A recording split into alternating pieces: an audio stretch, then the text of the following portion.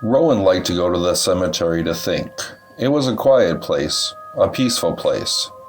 The dead did not disturb, did not talk back or yell at you.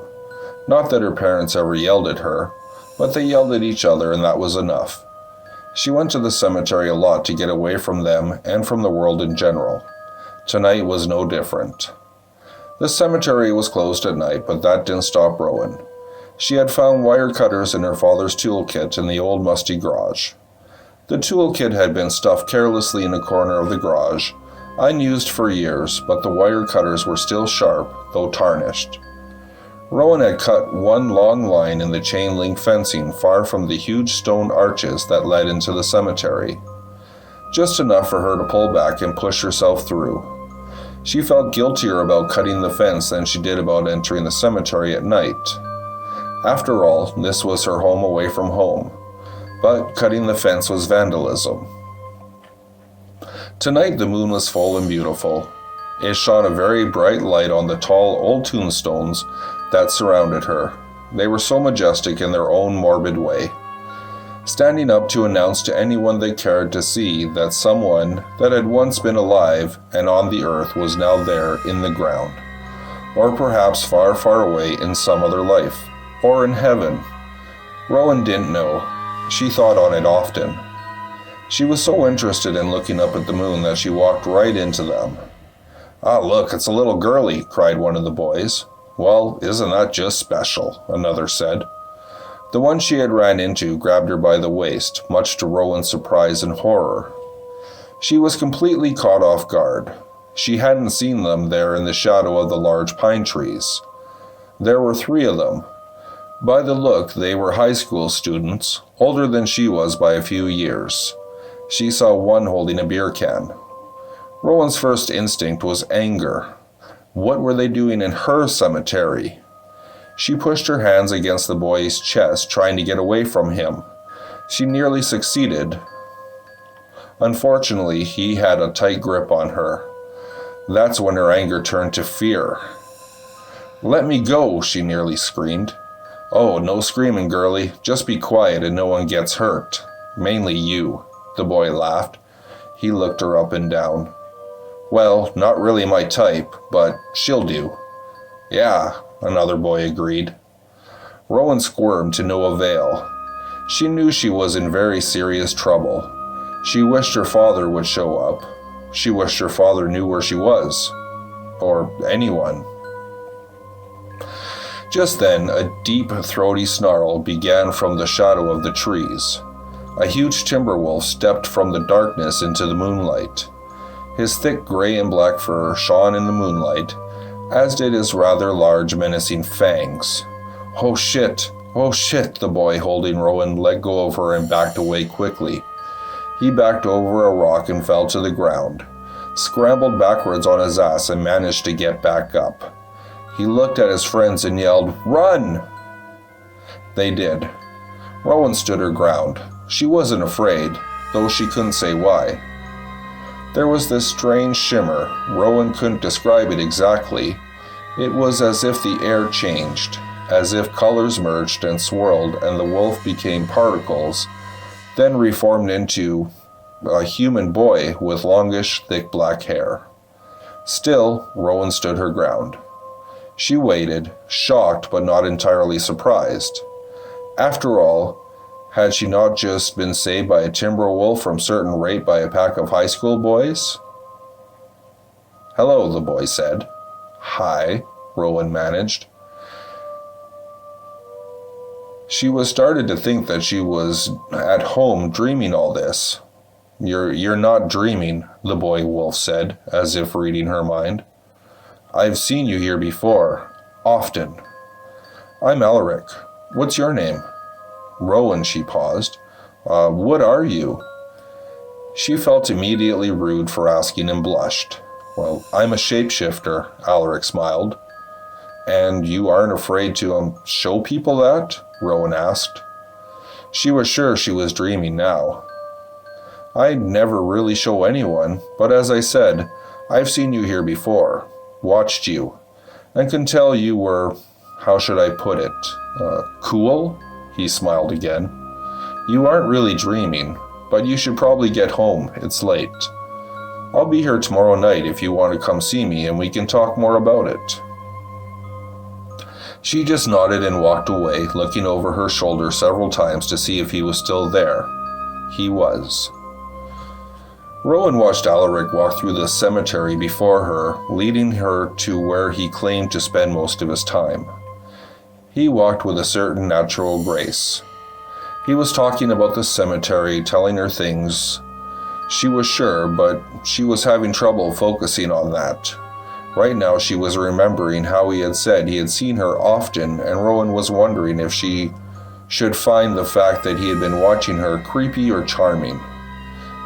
"Here we are," he suddenly announced at a point where they stood near nothing in particular. "Where?" asked Rowan, finally deciding to choose charming. He was a handsome boy, which had not escaped her notice. His eyes were a stunning green color that went well with his black hair, and his face had a chiseled appearance that made him look both tough and rather regal at the same time. Alaric pointed at the mausoleum in front of them. It was a one-story house filled with stained glass windows and a big solid door that looked like it hadn't been opened in decades. The cemetery dated back to the 1800s. "There?" Rowan gaped. "Yes, there." Alaric stepped up and swung the door open. "Come on in, it's safe. There's plenty of light in here, and we can talk." You live here or something? Where's your home? Don't you have a family?" "Well, my family is dead," Alaric said shortly and stepped inside. Rowan followed. She expected a musty old tomb, but what she found surprised her. Other than the 2 deceased occupants who lay in their coffins against the 2 side walls, the room was clean. The floor was stone, as were the walls, and it had been swept clean. Even the windows, beautiful red and blue stained glass, looked clean. There wasn't a cobweb in sight. In a far corner lay a bed made of grass with an old blanket carefully laid over it. "You sleep here?" Rowan asked. "I live here." "Oh."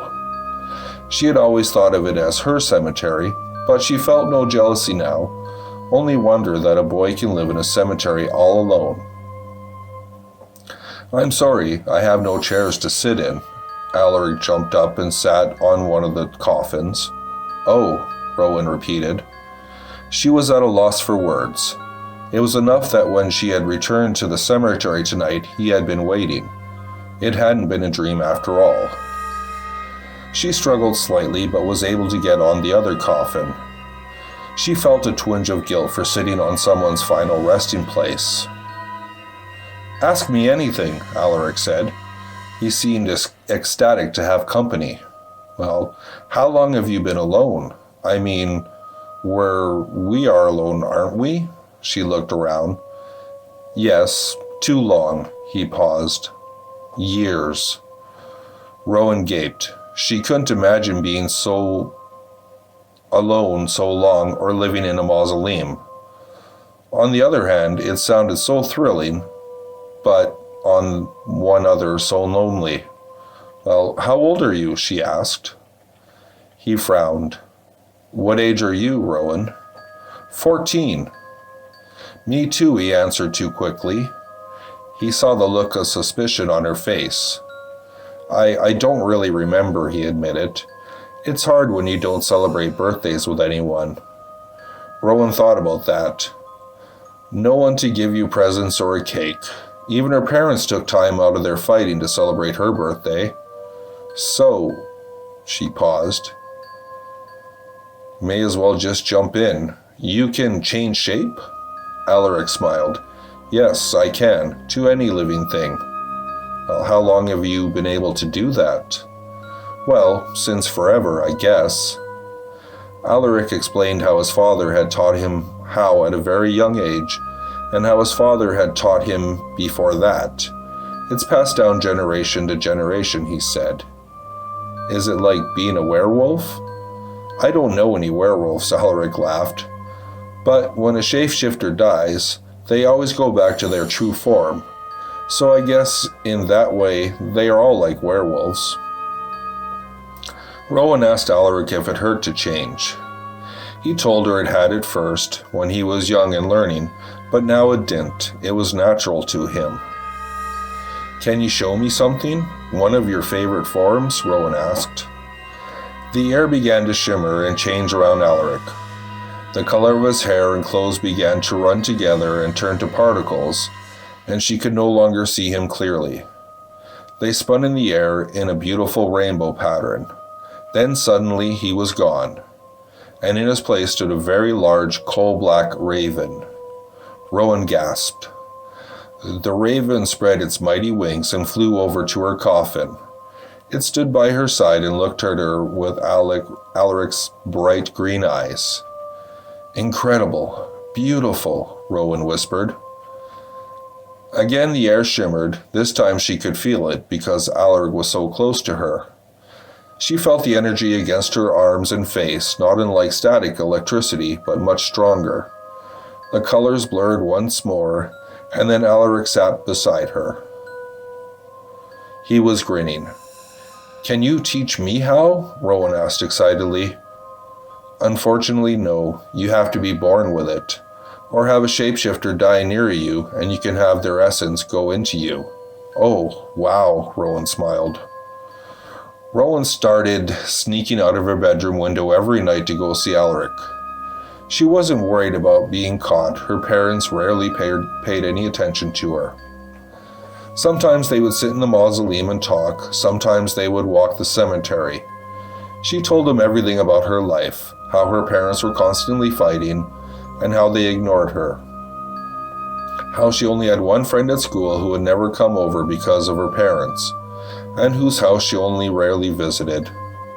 She just didn't fit in, though she was an excellent student, but only because she was curious by nature and threw herself into her work. Alaric told her about his life as well, but very little. Mostly he listened. Their friendship grew, and while Rowan would never admit to it, she was falling in love. He was serious when he needed to be, but was quick to smile or laugh.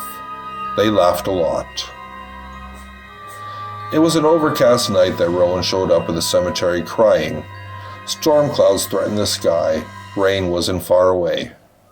She ran to the mausoleum and didn't even see the raven that swooped after her. Rowan started calling Alaric's name desperately. "I'm here," he said, far behind her. Rowan threw herself into his arms, sobbing. Alaric wrapped his arms around Rowan and held her even as the rain began to pour down on them. They stood right outside the mausoleum doors, neither willing to break the embrace to step 2 feet into the dry interior. Thunder crashed, and Rowan tremored. Alaric spoke softly. "Come inside, Rowan." He broke the long embrace and took her hand to lead her inside. "My parents are getting a divorce," she blurted out when they got inside. They talked for hours. He held her for most of it while she cried.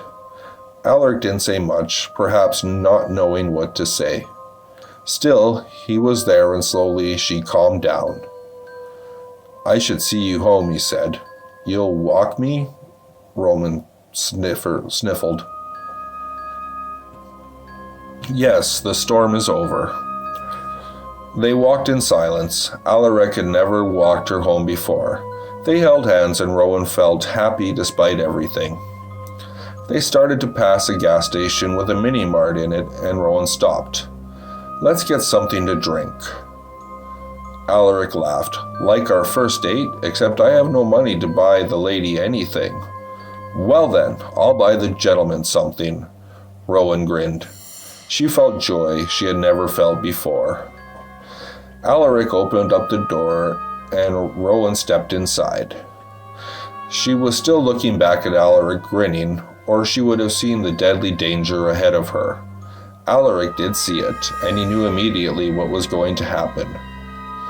The gunman holding up the cashier did not expect customers at 3 a.m. on a rainy night, turned in shock when the doorbell rang, announcing someone coming in. He was high on meth and alcohol, and extremely paranoid and jumpy. He turned his snub-nosed .38 towards the door and pulled the trigger without even thinking. Alaric saw all this happening in slow motion, and he knew that surely Rowan would die if he didn't act, and act fast. He had speed on his side, being a shapeshifter. He changed slightly and shoved her aside hard. Rowan crashed into a popsicle case, screaming in surprise and pain. The bullet tore through the air where her head had been and slammed into Alaric's chest. He was thrown back against the glass doors. Rowan heard the roar of the gun but didn't understand. Why Alaric pushed her, what was that noise, and what the hell was happening? She lay on the floor, her hip hurting badly from hitting the case. She turned towards the door in time to see a ragged-looking man running out of them, holding what looked like a gun. Alaric was on the floor, blood blooming out onto his white shirt. He was struggling to get up. Rowan screamed again. What had happened hit her and hit her hard. She could hear the cashier calling 911, but it didn't matter. Alaric was bleeding. Alaric was shot. "We have to get out of here now," he said, blood flying off his lips as he spoke. Rowan stopped thinking and grabbed his arm to help him up. They staggered out of the gas station and moved quickly away. Rowan did not know where they were going. It seemed they moved forever, him coughing up blood and her trying to help him run. Before she knew it, they were at the edge of the cemetery, at the gate where they had come out. "Help me get back in," he asked weakly. She did as he asked. Once inside, he lay down under a huge pine tree. He stared up at the night sky. She sat by his side, taking his hand in hers. "Shouldn't we get you to the hospital?" she asked desperately. "I'm dying, Rowan. I can't go to a hospital." "No, you can't die." "I'm strong. Most would have been dead by now, but I'm not strong enough. I'm just glad I made it back here to my home, and I'm glad you're here with me." Rowan started crying, tears coursing down her cheeks. "I've always watched you, you know, since you first came here. I've always wanted to talk to you," Alaric said. "I'm glad I finally did." Rowan cried harder. "Isn't there anything you can do? Change into something else that can live? A bear? A tree?" "No, it's too late. Listen." She quieted down. "Energy never dies, Rowan. When I leave this form and change into my true form, my energy will leave that body and go. If you are here with me, it'll go into you. You will become what I am. If you want to, that is. Your true form, I don't understand. I've always loved you, and I always will.